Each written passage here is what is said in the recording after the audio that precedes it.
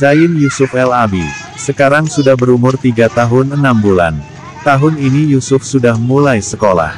Yusuf bersekolah di PAUD Selanga Tapak Tuan, yang berlokasi di Taman Pala Tapak Tuan.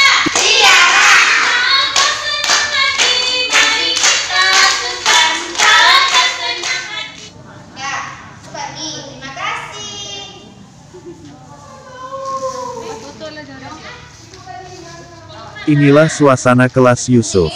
Yusuf sedang bermain dengan teman-temannya yang bimbing oleh bunda-bunda PAUD Selanga.